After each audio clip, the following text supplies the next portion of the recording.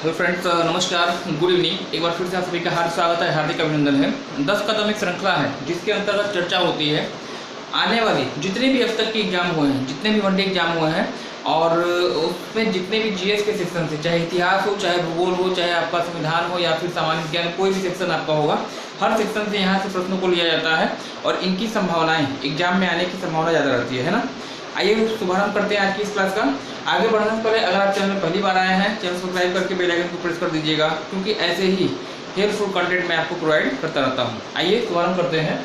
यहाँ पे दिया गया है कि प्रसिद्ध बांसुरी वादक हैं जिनका नाम है हरिप्रसाद चौरसिया। हरिप्रसाद चौरसिया का संबंध बांसुरी वाद्य यंत्र से है और इनका संबंध किस जिले से है, ये आपसे पूछा गया है। दो प्रश्न आपको यहीं पे मिल गए, है ना। पहला, हरिप्रसाद चौरसिया का संबंध किस वाद्य यंत्र से है, बांसुरी बताइएगा। इनका संबंध किस राज्य से है या किस जिले से है अगर पूछा जाए, यहाँ प्रदेश आपसे पूछा गया है, यूपी बताइएगा ना। हरिप्रसाद चौरसिया का संबंध किस प्रदेश से है, यूपी से है। और यूपी से भी अगर पूछा जाए उत्तर प्रदेश के किस जिले में इनका जन्म हुआ था, तो इलाहाबाद आपका उत्तर होगा, है ना। दो प्रश्न आपके यहाँ पे तैयार हो जाते हैं। यूपी स्पेशल का एक क्वेश्चन होगा। हरिप्रसाद चौरसिया बांसुरी संबंधित हैं, जन्म इनका इलाहाबाद उत्तर प्रदेश में हुआ है और इलाहाबाद उत्तर प्रदेश में ही एक प्रसिद्ध खेल हस्ती भी आपकी पैदा हुई थी।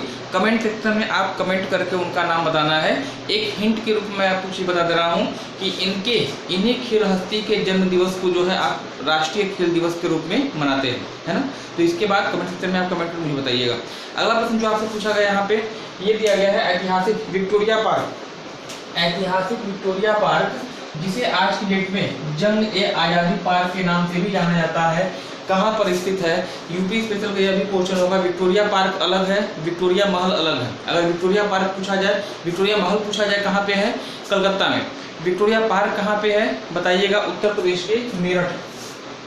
क्रांति का नगर है और खेल के सामान के लिए क्षेत्र आपका जाना जाता है, स्पोर्ट्स सामान के लिए जाना जाता है। मेरठ की लोकेशन आपकी पश्चिमी उत्तर प्रदेश का जिला है और यहीं पे एक बहुत ही फेमस मेला लगता है, बताइएगा, नौचंदी मेला, है ना।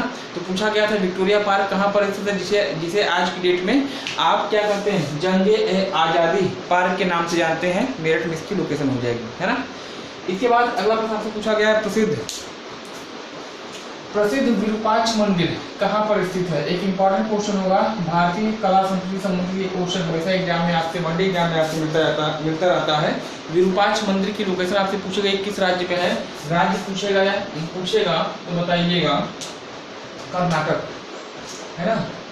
विरूपाक्ष मंदिर कहाँ पे है, कर्नाटक में। और अगर शहर पूछा जाए तो कर्नाटक का शहर हम्पी कर्नाटक में विरूपाक्ष मंदिर की लोकेशन है। और कभी कभी ऐसे भी आपसे पूछा जाता है कि यह जो मंदिर है वह किस किस देव को समर्पित है। तो ये जो आपके हो जाएंगे कौन से देव हैं, उत्तर बताइएगा, शिव जी को समर्पित यह मंदिर है जो कि हम्पी कर्नाटक में स्थित होगा।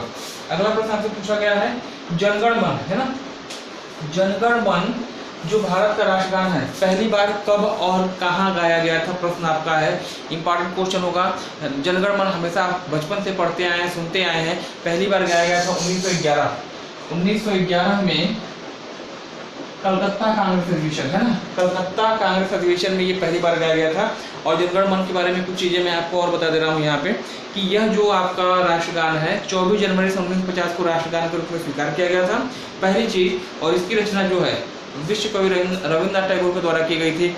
रविंद्रनाथ टैगोर एक ऐसे व्यक्ति हैं जिन्होंने दो देशों के राष्ट्रगान का निर्माण किया है, एक तो अपने देश यानी भारत का और एक आपका अमार सोनार बांग्ला यानी बांग्लादेश का, है ना। तो ये सब चीज़ें, ये सब फैक्ट आपके लिए इंपॉर्टेंट होंगे, हमेशा एग्जाम में आपके प्रश्न बनते रहते हैं।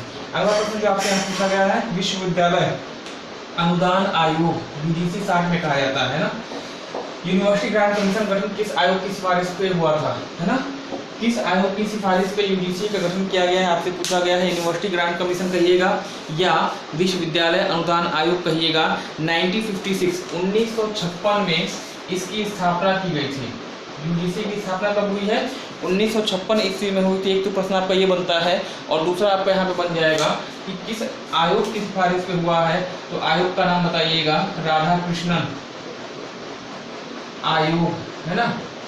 राधा कृष्णन आयोग की सिफारिश पे ये इनका गठन किया गया था 1956 में। और ये आयोग आपको कब बन के तैयार हुआ था, कब बना था, 1948 ईस्वी में इस आयोग की स्थापना की गई थी और इसी के बेस पे इसी आयोग की सिफारिश पे 1956 में जो है यूनिवर्सिटी ग्रांट कमीशन यानी यूजीसी की स्थापना की गई है ना। चलिए अगला प्रश्न जो आपसे यहाँ पूछा गया है, करो या मरो का नारा है ना। करो या मरो का नारा किससे संबंधित है? इंपॉर्टेंट नारा होगा आप लोग के लिए। यह नारा संबंधित है 1942 के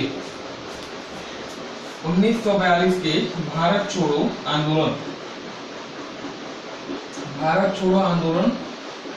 1942 में आपका हुआ था। 1942 में अगस्त क्रांति के रूप में जाना जाता है और इसी आंदोलन में महात्मा गांधी जी ने जो है क्या कहा था, करो या मारो।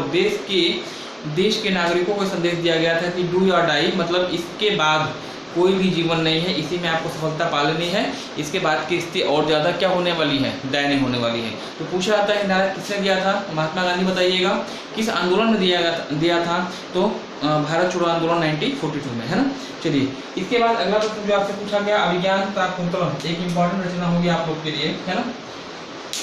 इंपॉर्टेंट रचना है, नाट्य है, नाटक है। पूछा गया है किससे संबंधित है? कालिदास। अभिज्ञान शाकुंतलम जो है किसकी रचना है? कालिदास आपका उत्तर होगा। और वहीं पे एक किताब में आपको और पूछा हूँ यहाँ पे, माई कंट्री माई लाइफ, है ना। ये किसकी रचना है? माई कंट्री माई लाइफ का संबंध किससे है? तो पूर्व गृह मंत्री कहिएगा लाल कृष्ण आडवाणी, है ना। लाल कृष्ण आडवाणी बीजेपी संबंधित इनका संबंध रहा है माई कंट्री माई लाइफ, है ना। इस सेशन का अंतिम क्वेश्चन जो आपके यहाँ पे है, केंद्रीय पक्षी अनुसंधान संस्थान या इसी को आप कहते हैं सेंट्रल एवियन रिसर्च सेंटर आपका कहाँ पे स्थित है? उत्तर प्रदेश के बरेली में किस स्थान पड़ता है? इज्जत नगर, है ना। बरेली में एक स्थान है इज्जत नगर। बरेली आपका पश्चिमी यूपी का शहर है और यहीं पे जो है आपका केंद्रीय पक्षी अनुसंधान संस्थान, चाहे एवियन की बात करिएगा, चाहे आप केंद्रीय पशु अनुसंधान संस्थान की बात करिएगा, मतलब पशु और पक्षी दोनों ही संस्थान जो है आपके कहाँ हैं? वह बरेली में है, इज्जत नगर में है ना। बरेली किस नदी किनारे है? कमेंट सेक्शन में कमेंट करके बताइएगा। और साथ ही साथ यह किस लिए फेमस है? बरेली शहर किस लिए फेमस है? आपसे कमेंट में उत्तर अपेक्षित होगा, है ना। अगला और अंतिम क्वेश्चन आपका होगा, धानु यात्रा महोत्सव का संबंध किस राज्य से है? इस तरह से भी क्वेश्चन एग्जाम में आपसे पूछ लिया जाता है। तो धानु यात्रा का संबंध जो है पूर्वी तट पर स्थित एक राज्य है उड़ीसा, है ना। उड़ीसा में ही यह आपका जो महोत्सव मनाया जाता है। और इसी राज्य में एक झील है जिसका नाम आपने सुना होगा, चिल्का झील जो भारत के क्षेत्रफल के आधार पर सबसे बड़ी झील है और यह झील भी आपकी जो है लेगून है और उड़ीसा राज्य में स्थित है। उड़ीसा में ही आपका धानु यात्रा महोत्सव आपका मनाया जाता है ना। तो ये एक छोटा सा क्लास रहा जिसके अंतर्गत आपने 10 महत्वपूर्ण प्रश्नों देखा। आज के लिए इतना ही, मिलते हैं अगले क्लास में। धन्यवाद।